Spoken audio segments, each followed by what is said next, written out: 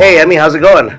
It's going great, Ryan. Fantastic. We've got a great guest this week. Why don't you tell us a little bit about how you know Pua? Oh, so Pua was actually one of my first interns at Yelp here in Honolulu. Wow. Yeah, I had the pleasure of knowing her when she was Just a wee babe. in her right out of college, and she's just amazing. She's so energetic and just really friendly and just the sweetest person you will ever meet. All right, well, let's bring her in. Aloha, Pua. How's it going? It's going great. Welcome to Hawaii Creators, where we try to pretend to thoughtfully engage people who put their content, their identities, their personalities, their brands, their talents online, and in this process, help other people who want to do the exact same thing that we're doing, and hopefully better, frankly. So, Pua, to get started, for people who aren't as lucky as Emmy to have known you since you were in college, which, judging by what I'm seeing here, was maybe 3 years ago, what are you doing right now? It's very kind of you. I own Rebel Media, which is a small business that helps entrepreneurs to create websites and digital courses, logos, branding, and it's really, really fun, and I love it. All right. Well, in terms of the creator side, though, I think that takes us already back to where we first got to know each other. I think I met you at might have been even a Twitter meetup at some point at a medical facility, a health thing. But back at that point, we were all early podcasters, early vloggers. I don't think we use vlog as a verb anymore. And you were just creating content left and right. And in trying to keep up with you, which is frankly impossible. I know that you had started to get into the habit or the practice of actually doing what we're trying to do, which is help other people become content creators, to help other people, harness their talents, put it online, and hopefully make a little bit of a living at it. So take us through that process from Pua, the Yelp intern vlogger, to where you are today. Absolutely. I'm like going back in the timeline in my mind, and I actually can connect it all. So Emmy was my boss at Yelp, and we would do these Yelp events. And one of the events was I think we did like a Yelp Elite event with an Egan's Fitness something or other, right? It was horrible because the workout was so hard and I just died. Yeah, I remember that. I remember it too. They brought the shields, right? And we were like kicking each other. It was a really good workout, but I was not prepared for that level of workout. Well, that workout, sweaty and difficult as it may have been, I think actually changed the trajectory of my life. Wow. I never realized that till just now. It's a good workout, right? It's life-changing, literally. Really good. Yeah. Because that's where I got introduced to Egan's, and shortly after that, I joined as a member through both that workout and actually also Kyle Higa was now Kyle Watanabe, but she's like, you should join. It's so fun. And I was like, it looks really intense. And I said something so I also started working there as a trainer shortly after I joined. And I would remember people would come to me and say, I'll come and try Egan's, but only after I like start working out a little bit, because I don't think I can handle it. And as somebody who worked there, I was like, no, just come. Like the whole point is to come and work out. Like you don't need to get in shape to come and get in shape. But I said that because of that trial workout. I was like, I can't handle this. But I joined. I met Kimi Morton, who ended up being my business partner with the business that I was at the event at, where I met Ryan. And that business actually took many forms. So it started out, which this name always like brings a smile to my face, but we called our business Hot Better Pop. Don't ask me what it means. I'm not sure. I love that name. I just totally, it just, I wanted to say it all the time. Ah, It was, I mean, it represents sort of the innocence in business that we had at the time. We just had a fun business with a podcast that Kimi and I would just meet every week and talk about whatever was top of mind for us. And we love to talk about, personal development, biohacking, productivity, like all these cool things that we were researching and talking about together when we would go to lunch or hang out and have coffee. So we wanted a space to sort of house that content and share it in a way that was really fun. So we were like, why don't we just do a podcast? Because we were both huge fans of Ryan's podcast, the Lost podcast. That you were like the first podcaster on the planet, I think. Right? It was a little early. Yeah. I mean, Oh my God.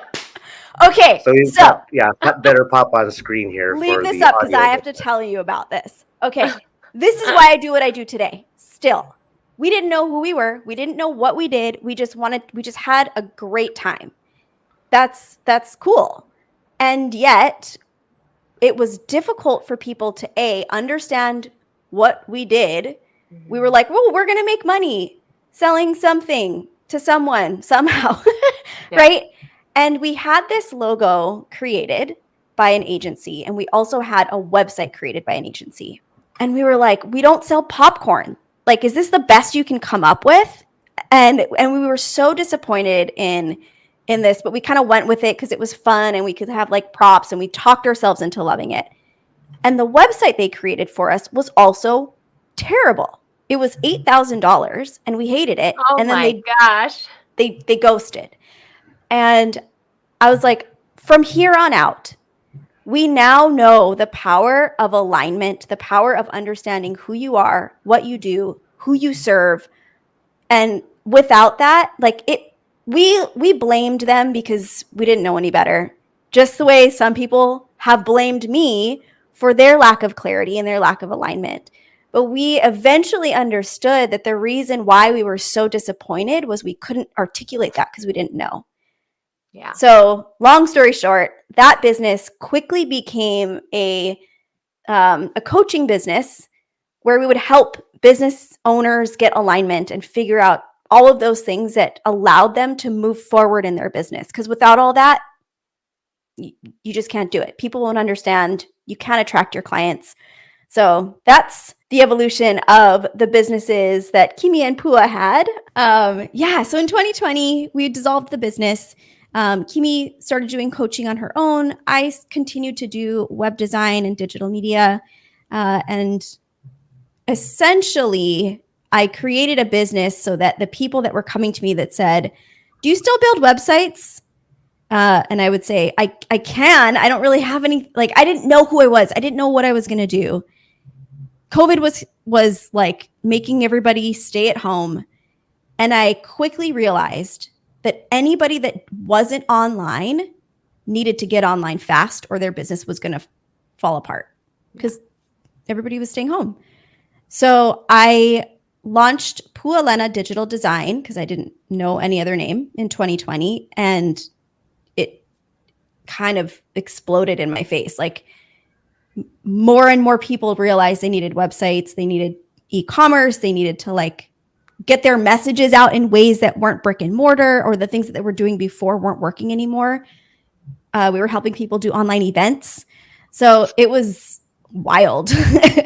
And then, I rebranded last year because I thought I don't want to connect my name to my business anymore because I want to have an agency and I want to be able to serve more people and utilize other people's talents besides my own. And, there's so many people out there who are better at the things that I do than I am. And perhaps it's time for me to sort of take more of a creative director role and less of a doing the work role, because also that became very exhausting very quickly. So I kind of racked my brain trying to figure out what do I resonate with? What is that vibe that I want to have in my business? Because this is an opportunity for kind of a fresh start. And I knew that I was always a rebel. I always wanted to do things a little bit differently. I never really enjoyed working for other people. I don't like people telling me what to do. So I very quickly was like, I am going to put this in my name somehow. Rebel Media with the E's is taken. RBL Media was available. So I grabbed it. And the rest is history. So avoiding the vowels. I'm sure there's a metaphor in there somewhere, maybe. Yeah, rebels don't do vowels. Who's got time for it? Exactly. Well, a lot of what you talked about, I think, is a journey that many people are on. I think Emmy and I and our friends who are also trying to stand up a virtual marketing and PR agency are kind of doing the same thing. Like, we have our talents, we know what our strengths are, and we know what our weaknesses are. And how do we find people that are complementary? It's not one person, it's not one line of business. It's a whole bunch of things, and we know, and Pua, the right people, even if it's not us. So I'm kind of excited about that. I do want to ask you about like finding those partners, but just briefly, could you tell us about the business of helping people create online courses? Definitely. So in my work with Kimi, we also ended up creating courses for ourselves. And we use a platform called Kajabi and became pretty active in the communities that Kajabi has. So when we dissolved that business, I kept my website on Kajabi because it's what I knew. I was still involved in the community, and I knew that online course creators were a niche that I enjoyed.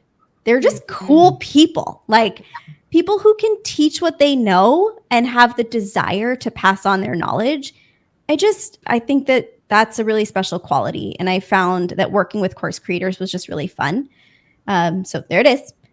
Super cool platform. It can do quite a bit. It's pretty robust, but it also has its limitations. And so part of what allowed me to grow my business within that community was being able to hack its limitations and create beautiful websites for people who are on that platform. And also sort of coach and guide them through what it takes to create a good course, how to create content that retains people, allows them to continue to watch. Because I'm sure all of us, I am so guilty of this, buying courses that I either start and never finish. I never start it. There's that whole like, you've paid for that transformation, but you have to do the work. So how do you get people to do that? You're a course whore. I am a course whore. I am a course whore as well. Absolutely. I love courses. Like my husband is like, another course? I'm like, I need it. I need all the courses on everything. And totally. I love taking courses. Like, what do I do? My hobbies are, I have my family, I have yoga, I have singing, and courses.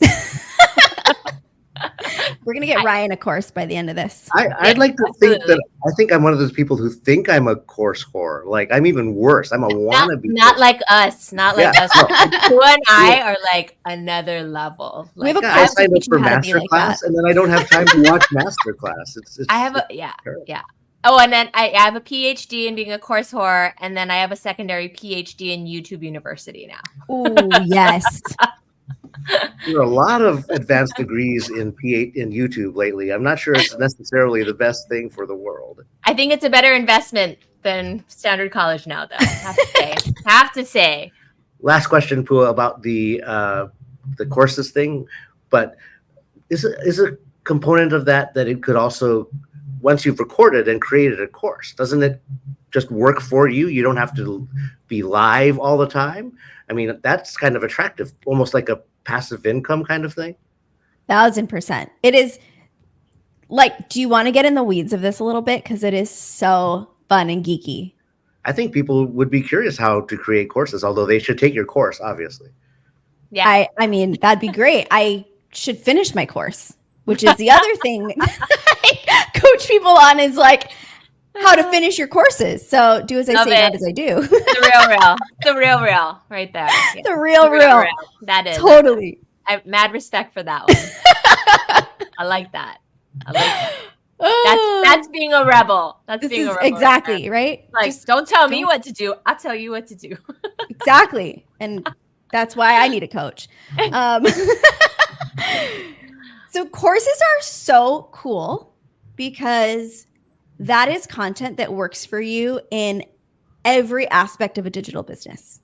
You can repurpose it you can create little reels and clips to promote your course. I've seen people both write a book from a course and create a course from their book. So you also will have a book if you want one. You can create workbooks that you can sell separately. You can create like that content from within your course can also become the themes for your social media, your blog, your newsletter content. Like the possibilities are endless once you decide to go for it and figure out what that curriculum is. Because once you do, you're going to figure out what your secret sauce is, what your formula for success is that you're going to teach, right? So if you look at all these the gurus and the big course creators, they all have these acronyms, right? Where they're 7 steps to creating a online business or whatever. You get to create that when you develop course content. And that's something you can use all over the place. The other thing is there are many ways to deliver a course. So one, right? You can create the course, promote it, sell it. You never have to touch it again. You never have to talk to the people that are in it unless they email you for whatever reason, right? It's like it just kind of goes. And as you said, totally passive income. On the completely other end of the spectrum, you could do like a membership or a mastermind where you have course content that it doesn't supplement. What is the word I'm looking for? It enhances a coaching experience that you already have. So if you have a mastermind or a coaching program and you want to give people supplemental content or lessons or anything that you can use, bless you, to sort of guide you through that experience, you can use course content for that. You can use courses as bonuses. It is such an incredible resource as a business owner. And if you are even thinking, if there's a little inkling of like, oh, I think I'm going to have a course one day, do it as soon as you can. It doesn't have to be perfect. You don't need a studio. You don't need anything. Just get the content in the world and you will be able to use it for so many things. Okay, I'm done. Ryan, let's be course creation buddies. You make your course, I make my course. Let's do it. Or we could just sort of take courses in a circle. Like that'd be kind of fun too. Eventually we would catch up with each other and then we would be in each other's course. Like, that would be amazing. I've wanted to create a course for so long. Yeah. Do it. We can be accountability partners. Okay. For sure. And the thing about, perennial content, a podcast that I did in 2004, is that correct? Wow. Yeah, 20 years ago, people are still listening to it. And in the podcast, I'm like, if you have any questions, just email us. People still email in response to conversations I had 20 years ago. It is amazing. That is amazing. That is amazing. Wow. So cool. I love it. All right. You let's bring us into the present. You engage your former student who has become the master, Emmy. Well, I guess so. Tell us more about what I feel like your business has gone through so many iterations. So for other people that are wanting to create content or wanting to establish their brand in the marketplace, because I feel like brand is all that matters now. And how that brand connects to your market. So tell us more, I guess, about maybe some trends that you're seeing in the marketplace or things that you feel like have really changed over the last couple of years that you've been in business. I feel like if somebody else ever asked me this question, I would call you. But it's a great question. No, this is great. And we can feel free to jump in. And I always thought like a brand is like it has a soul, it's alive and there's an energy behind a brand, which is why I think it's so important for people to spend the time to understand their audience, their market, and also like themselves. Because you can like I can take this cup and say like my logo is a clear cup of water and like run with it because it's, anybody can manipulate something to make it sound and feel like something real. Mm-hmm.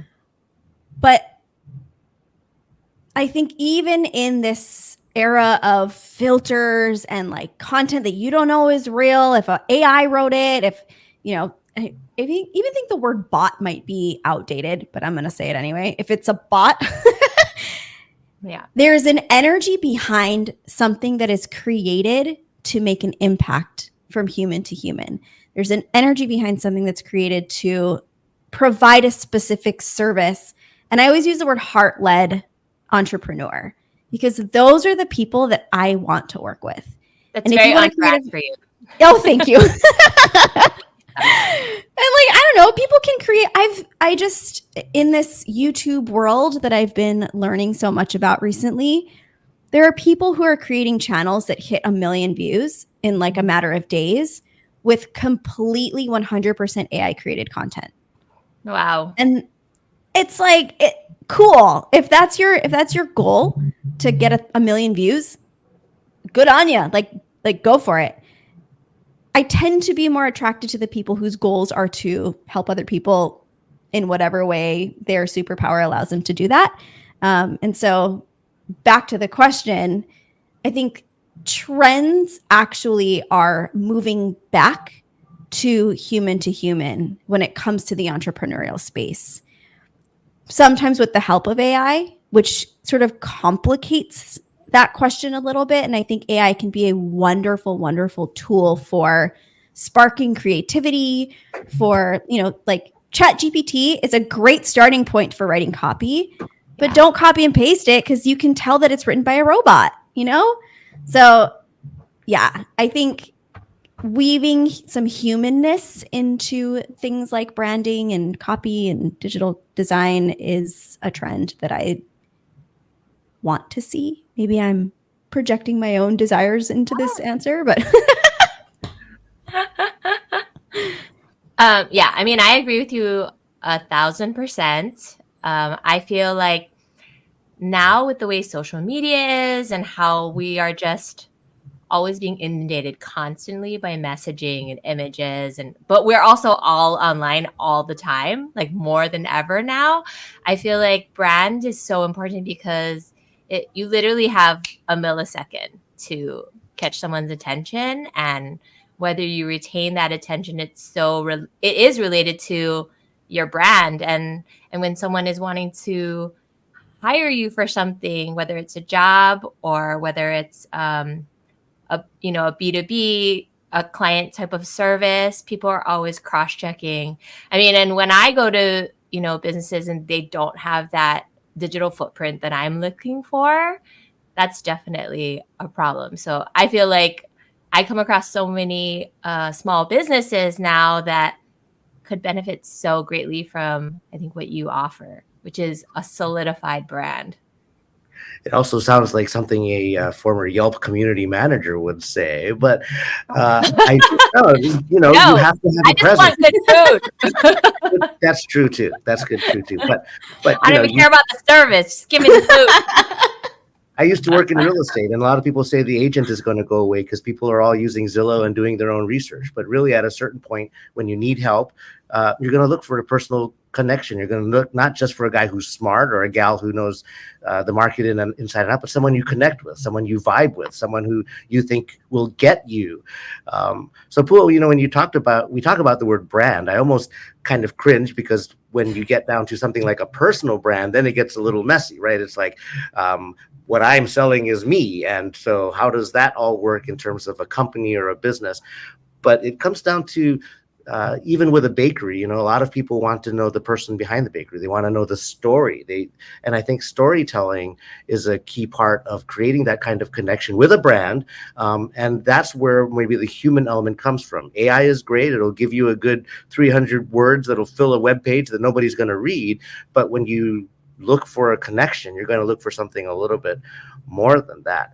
So what would you recommend for somebody in terms of a brand, in terms of a business? do they need to put themselves on video? Like, that's the biggest fear I hear. Is like, well, I know everyone's on TikTok, but there is no way I'm going to be on TikTok. I hear that for sure. I'm not on TikTok. That is me. And I agree completely. Like if you're selling pens, there are a gajillion pens out there that I could buy, but I want to buy the Ryan pens. I don't actually care about the pen. I want it to work, but I think Ryan's so cool and he's such a pen enthusiast that why would I not want to buy a pen from somebody who cares so much and has created such a cool thing, right? I wouldn't know that if you didn't give me the opportunity to learn it. And so the more you can get in front of people, video is a great way to do that. Highly recommended. And I recently interviewed somebody, you can check him out on my podcast. His name is Tiago Faria. And that's exactly how he pronounced his name. And I will never forget it because it kind of sticks in your mouth. But he did I think it was a 200-day challenge where he created a video every day because he was very uncomfortable on camera. And what ended up happening, I think he said he started out as a 30-day challenge or a 90-day challenge, and then he just kept it going. And he got comfortable on camera, which was his only goal. He also started to inadvertently grow an audience. And he created so much content that he still uses today. So he stopped the challenge, but the content he's able to repurpose it. It's also allowed people to learn who he is, what his coaching style is like. And he now coaches people through that same framework. So it just, I don't know, if it makes you feel uncomfortable, you could either say, video's not for me, I'll find another way. Totally fine. Do a blog, do pictures. That works too. Or you could say, okay, I hear you, universe. Everybody's saying go on video. I'm just going to push myself out of my comfort zone just a little bit and try a challenge every day for 30 days and see what happens. You never know. I love that. That's amazing.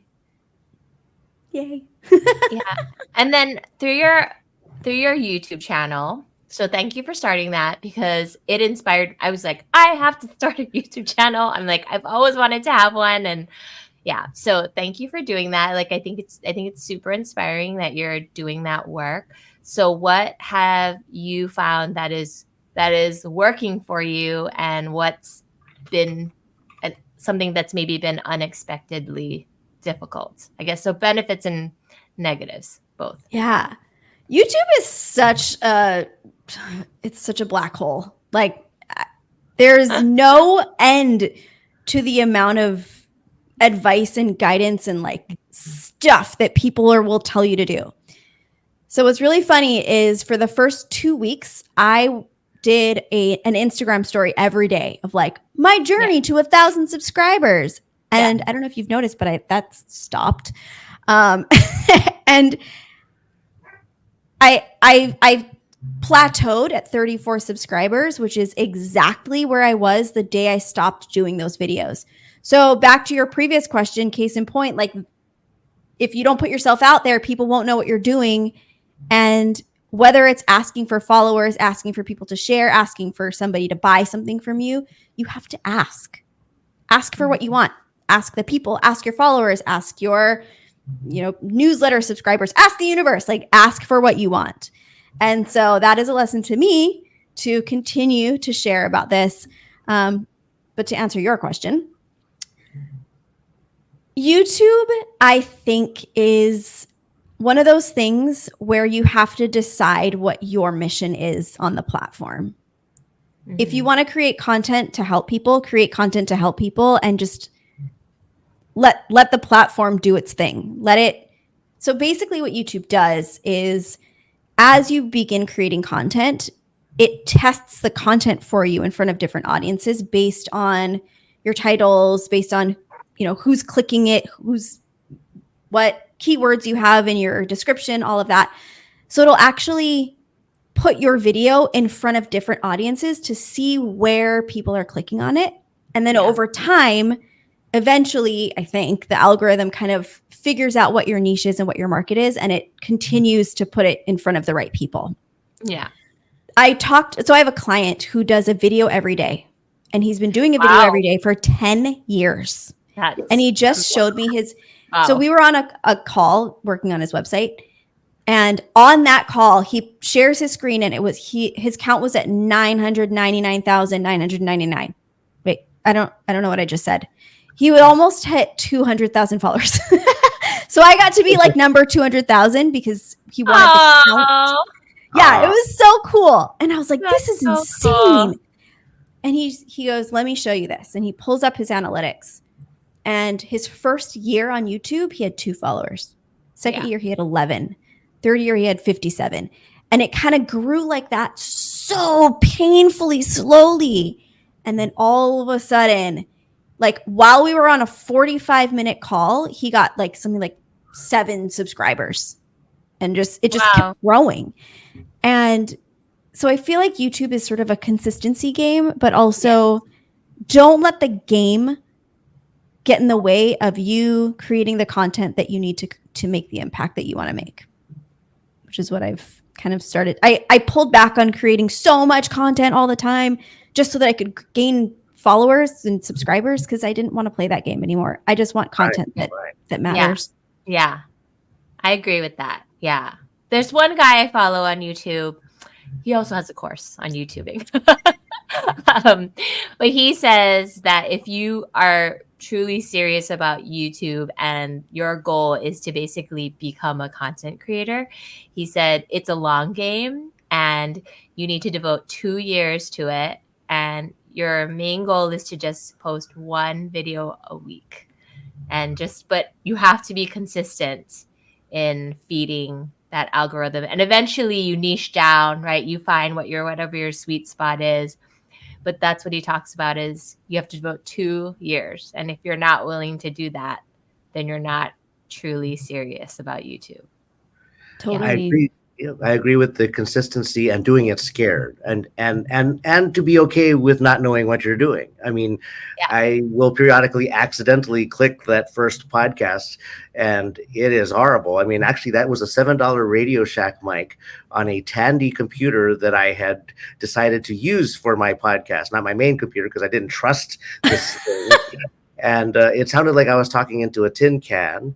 And I already sound a little bit like Kermit the Frog. It was a worst case scenario, and very halting and very slow. Like, wow, I used to talk. But I mean, I'm not saying I'm good at being on camera or on radio or being live now, but I am so much better. And it's just a matter of having done it for 20 years, right? It sounds a little scary if you're just getting started, but it is just a matter of keeping at it. Yeah. One of the most motivating, inspiring things you can do is finding a content creator that you love and you think that they're great and scrolling all the way back to their first video. Yeah. Embrace the cringe. Emmy, one of the things that I know you're working on too is returning to music, one of your earliest and most deep passions. Yeah. And I thought that this conversation with Pua, someone who's also about chasing your passion and turning that into content, but also hopefully a way to sustain yourself. Would you have a question for Pua from a musician's point of view? From a musician's point of view. So I think like my journey's been I feel like my journey is in a very different place from Pua's in that I left my corporate job and something that, I feel like I was really good at my job and it was something that I got a lot of recognition for. And when I quit my job during the pandemic, I cried for a week because it was a loss of identity, but I knew that I had to get rid of that identity in order to, I think, become the next version of me that I knew I was supposed to become. And this, Pua, like we've had conversations about this before, but I guess for people who I'm trying to do a question that I think will be more applicable to more of the listeners of this podcast. But for what advice would you give to creators who are, I think like coming from the same space that I came from? Like I've basically spent the last 3 years just kind of fumbling in the dark, and I think come to terms with who I authentically am, because I truly believe that is what we are here to do, is to become in alignment with who we really are, who we truly are, not who, our ego wants us to be, which is who I used to be, I think, in a lot of ways. But really come into alignment with that space inside of ourselves to become the creator of our life in the way that we're really meant to be here. And I feel like I've finally come into that space in so many ways. And I'm still fumbling and trying other things, but I'm multi-passionate.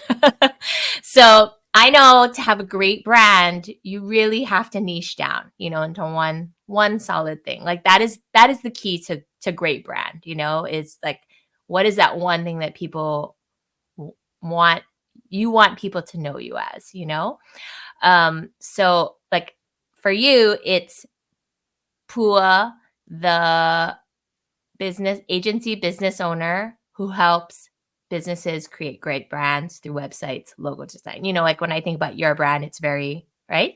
That's what you do.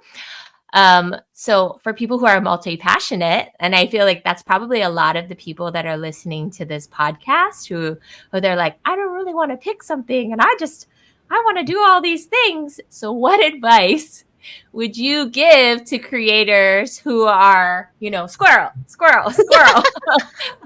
which I feel like it's, in a lot of ways, that's kind of the entrepreneur's curse and the creator's curse, and I look, creators and entrepreneurs to me are the same. They're one and the same in a lot of ways, because a business is a creation, and, a creator is somebody who's creating art, whether or not that's for monetary gain or not, that's another question in itself.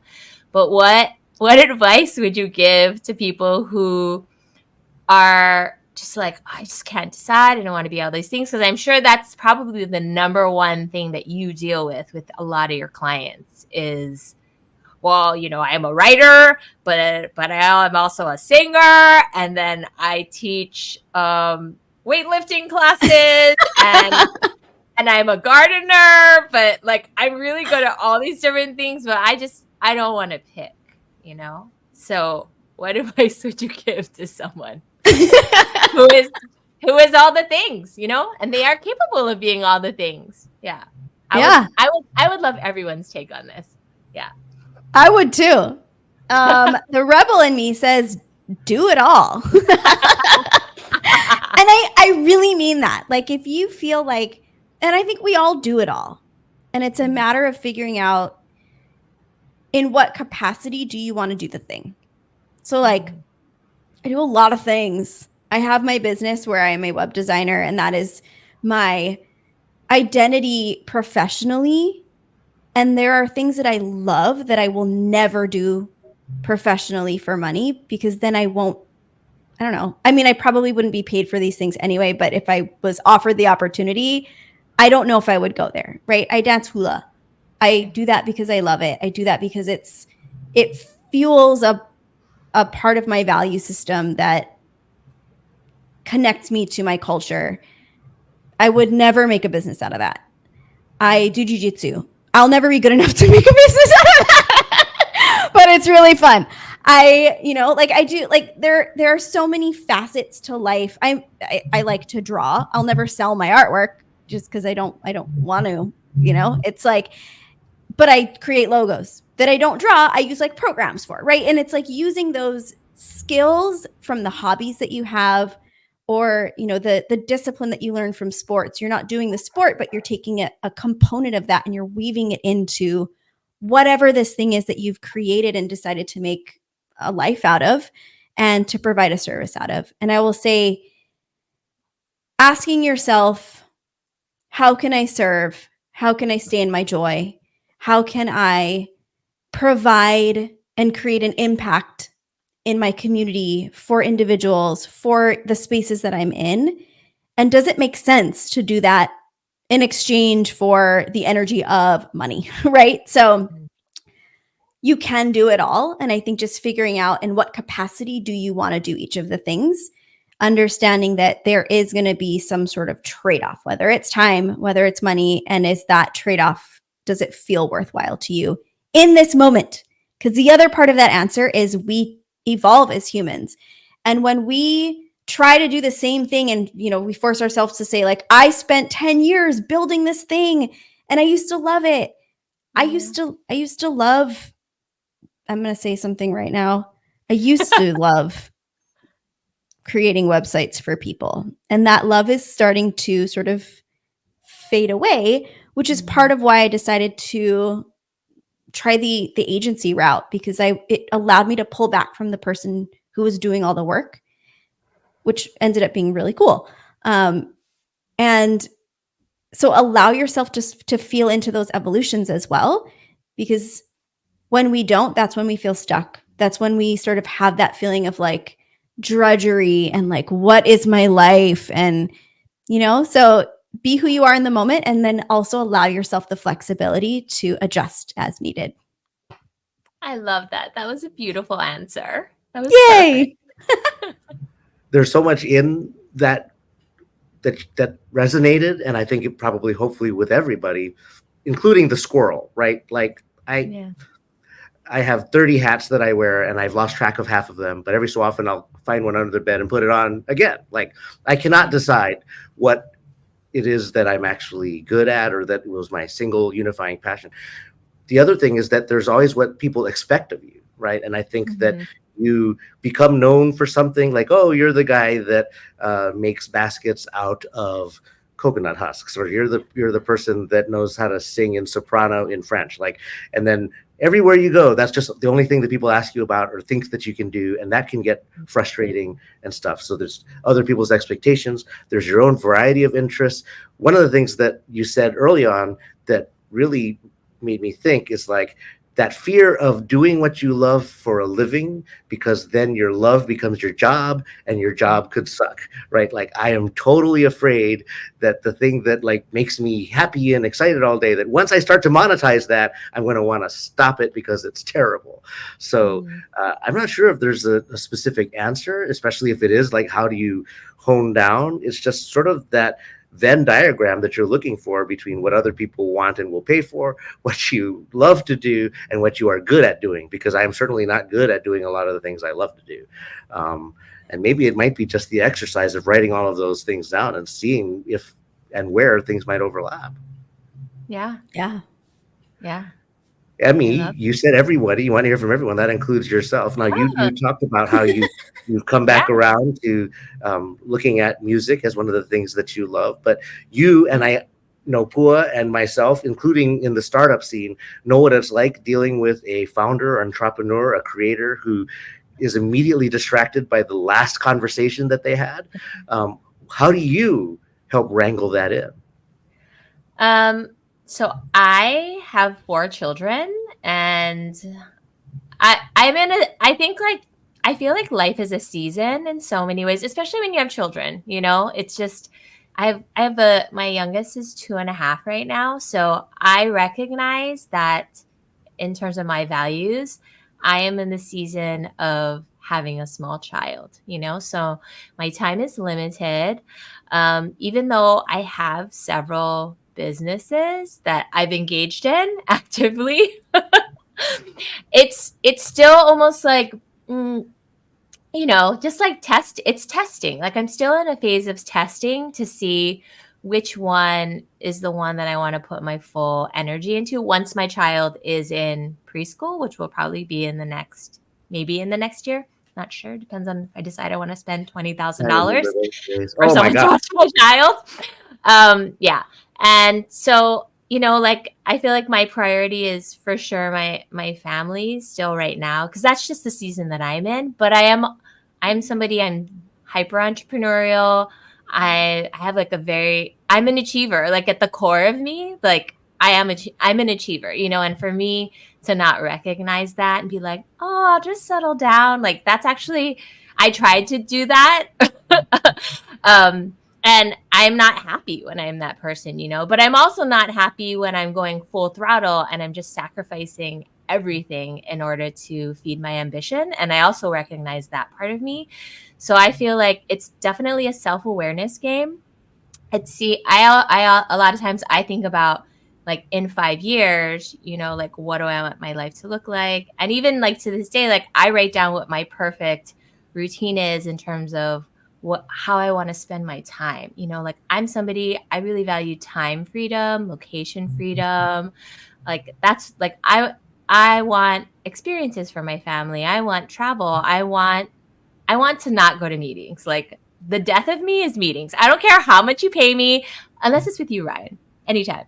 But you know, I think it's Suspicious. really yeah, I think it's understanding yourself. I think from a lifestyle perspective, and really building a life based on that. So like you know, when I was younger, I used to gig a ton. I used to have a weekly gig out, and it was like I would be booked into things.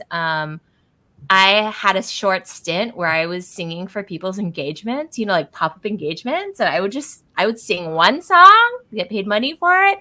And I realized there just came a day where I was like, I don't want to perform out in a restaurant bar. You know, I'm like, that's not the season that I'm in. I want to sing my own songs. I want to create my own thing. And I'm like, I don't want to be a touring musician. You know, I want to be someone who creates things from home. Like being at home is like the best thing to me in the entire world. I want that remote lifestyle, which is why I know that being a creator is a compelling thing for me. But also, I don't want to be someone who is, I think, a slave to social media in a lot of ways too, right? Like short form is not like the most exciting thing to me. But I love it's weird. I love sharing stories and snapshots of my life. I love doing that. So I think to me, I have refound, I think, like a truly deep love for music and songwriting. Just I think in the last month because I watched this YouTube video of this guy who's an indie musician and he's like, if you're not doing it, you don't want it bad enough. And I was like, oh my gosh, he's talking to me. And I used a lot of excuses, I think, as to why I couldn't have the career I wanted to have. And I was like, he's right. And so I've started learning production. I started teaching myself production. I was like, I need all this gear. But I was like, you know what? Courses. Yeah, I was like, I actually don't need all this gear. I actually already had the gear. Like it was crazy. I was like, I had everything I needed this entire time in order to do the thing that I want to do. And so I think like for me, if you are someone who's super multi-passionate, like I love a lot of things and I can be good at a lot of things. I think that is almost like my problem. Like, no, I should be doing this and I can do this and you know, I could do this, but I think it just comes down to again self-awareness and like really feeling inside yourself like does this make me feel alive? Does this bring me that joy that you know it's an indescribable thing. And I know that music is the thing that I'm supposed to do right now because I lose all time. Like I can sit down and start creating and singing, and literally 5 hours will pass by. It's like I sit down at 8 p.m. to work on something. It's 1 a.m. when I look up and I don't want to go to sleep. And I wake up and I think of songs. Like everywhere I go now, it's just like, I just know inside myself because of that loss of time. It's almost like falling in love, you know, with someone. Like you just are like, I just can't stop thinking about them. They're so amazing. So I want people to find that love, you know, inside themselves for the thing that they're here to create. Whatever that is, you know, whether it's you know how to create plants, you know how to make websites, you know how to create podcasts, you are great at talking and storytelling, whatever that is. I just feel like that is the gift of the human experience. And I think that's just something like so many of us, you know, as I think as we get older too, we stop chasing those things because we feel like oh, we're too old, or it's never going to happen. So why should I try? But I think that's also the beauty of creation right now and social media is that I think, we get lost in this comparison game. Like, oh, well, like I can't get 5 million followers. It's like, it took that person like 10 years to get 5 million followers. And I think it's being willing to start now, to be cringy, to just fail, to suck, like I'm in that phase where I'm just like, man, my stuff sucks. Like it's bad. but also just to be willing to just look at, like the willingness to just put it out there and make this kind of like mess, but to just be like, I'm making my mess. And every day I'm getting a little bit better. I have 34 subscribers today, but tomorrow I might have 35. I think like coming from that perspective of like life should not be necessarily about all the achievements, but it should be about like, did you go for it, in the way that you could have gone for it. And I think like that is like the resurgence that I've had inside of me creatively, is like, I just really want to go for it and know that I like really gave it everything I had. Yeah. I mean, it's just been inspiring to watch just this last month for you and to hear that perspective. I'm not sure if we have particularly actionable recommendations from this conversation, but very, very much. Go for it. Go for it. Do it scared. It's okay to suck. I like the idea of knowing that you have seasons in life. And although sometimes you feel you don't have enough time, and it is the most valuable resource that you have, I think also taking that breath and realizing you do have time to work on something that might not pan out, might not pay, but nourishes you in a way that moves you forward, whether or not you make $1 million at it. There's so many things coming out of this. Yeah. Well, I don't mean to. Yeah, go ahead. Go ahead. Sorry. No, go ahead. I'm not. Oh, well, I also feel like it's also like just following your inspiration and your joy. And regardless of the money, like I do want to make money as a creator, I do want to, but that's not my priority right now. My priority is to, I think, just find my thing that I really enjoy creating every day, so that it doesn't feel like a huge weight, in terms of doing that creation piece, and then figuring out the tech piece or delegating that tech piece, which is why I would hire Pua to help me with my course, because yeah. I think delegation is also a very important lesson. As Pua said, she likes to do what a website accomplishes, but she doesn't like building the websites itself anymore. But the overall idea is still interesting and motivating and passionate. Like, I want to help you as a business succeed. It's just that particular tool, I know the right person, I have the resources that get that done without me actually having to do it myself. But I shouldn't be putting words in Pua's mouth. So this has been a great conversation. I think we're just going to revisit this maybe in a year and see how Emmy's doing, how you're doing, how we're all doing. But to close things out, before you tell us where to find your faceted empire on the internet, do you have closing thoughts? Do you have thank you for spending time with us in this conversation, but I hope you take away something. I kind of want to know what you've taken away just from the last 40 minutes with us. Oh my gosh, this has been, I'm sad that this is ending. I feel like I'm so inspired. It is almost 9:00 p.m. and I typically am like winding down right now, but I'm so fired up. I might just like create a few things before I go to bed.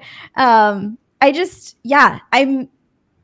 the takeaway is to kind of sit quietly with yourself and really ask yourself, like, what do you really want in this moment? And I think a lot of times we don't allow ourselves quiet time with our thoughts, with our desires, because there are so many things, so many distractions. And something that Emmy said that like really hit home for me was like, just because you're good at something, like that can be a curse in and of itself, is that you learn quickly and you're a people person and you're good at a lot of things and you can make money doing a lot of things that you're good at. And if you decide to move forward with those things because you're good at it or because somebody else told you, oh, this is something that you could really make a killing doing, will you wake up every day excited? Or will you put the blanket over your face and sleep your alarm 10 times and drag your feet, knowing that the money's coming in, but your soul is not happy? Mhm. And that can be a very, very uncomfortable place to be, an uncomfortable truth to realize. And the actions that have to come after that can also be very icky sometimes, right? Because it's letting go of potentially your main source of income or the thing that you've been known for, your identity. And perhaps this conversation has sparked that in someone to say, like, okay, maybe it is time for me to let that go, but what do I do now? And so figuring out what that transition can look like for you, and it doesn't have to be instant. You don't have to submit your 2 weeks notice and then like start creating and like, don't put that pressure on yourself, but just start to think about what that could be. Because, you know, thinking back on the energy of a brand, when I hear Emmy talk about her music, the energy in her voice, like you can feel that from her. And Absolutely. it is going to provide for her if that passion continues and she continues to double down on what that looks like. So just, yeah, I don't know. That was a lot of thoughts that had no ending, but hopefully it was helpful to somebody somewhere. All processing together. It's amazing. Yeah. It's amazing. So, Pua, if people want to learn from you or watch you on your journey from 34 subscribers to 37, To 37 million. 37 million. Let everybody know how to track down the great Pua on the internet. Oh, yes. Instagram is my social media platform of choice. At rbl.media is the Instagram handle where you can click the link in my bio and get to all the other places. Well, thank you very much for your time, Pua. This has been amazing. I can't believe it has been years since we've talked, and I'm glad that you and Emmy were able to reconnect as well. I'm glad that you stayed in touch, and I hope that we do as well. Thank you very much for tuning in to the Hawaii Creators Podcast, and we'll be back with another great creator. Aloha.